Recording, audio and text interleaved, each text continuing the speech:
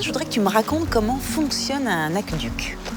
Un aqueduc, ce n'est rien d'autre qu'un tuyau finalement. Ça sert à conduire de l'eau d'un point A vers un point B, mais cette eau elle va être conduite par gravité, c'est-à-dire que c'est son propre poids qui va l'amener au point d'arrivée. Donc tout le défi pour les ingénieurs romains ici avec un aqueduc, ça va être de trouver une source qui soit à un point plus élevé que le point d'arrivée. Et ensuite, tu marches là dans une maçonnerie qui est le tuyau qui conduit l'eau. Un très joli tuyau quand même. Dis-moi, les Romains, ils se sont installés ici parce que le massif des Alpilles, il y a quand même, hormis la pierre, aussi toute la partie source. Oui, c'est un immense réservoir d'eau. Alors avec des soucis parce qu'on est dans de la roche karstique, c'est-à-dire du calcaire qui est faillé. Donc l'eau s'enfonce. Donc c'est très riche en eau, mais elle est enfouie. Donc c'est pour ça qu'ils sont allés la chercher loin. Les sources de l'aqueduc d'Arles sont de l'autre côté des Alpilles, au-delà de Saint-Rémy-de-Provence. Donc l'aqueduc fait plus de 40 km de long. Oui, parce que le but c'était ça, c'était quand même d'alimenter en eau la ville d'Arles. Voilà, c'est un peu la capitale régionale, si tu veux.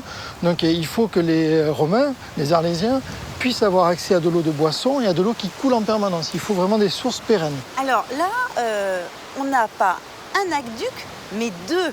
Voilà, effectivement, on en a deux. Tu vois bien ici, là, on a des grands blocs de pierre, ce qu'on appelle du grand appareil. C'est le premier aqueduc. C'est l'aqueduc qui allait à Arles. Et dans un deuxième temps, 100 ans après, les ingénieurs romains ont réalisé que cet aqueduc, il venait s'appuyer au bout du vallon des Arcs sur un rocher et que derrière ce rocher, on avait une grande pente. Donc du coup, ils se sont dit, cette pente, on va pouvoir l'utiliser et utiliser la force de l'eau. Donc ils ont construit un deuxième aqueduc pour pouvoir alimenter une usine, une meunerie, une minoterie, si tu veux, pour fabriquer de la farine.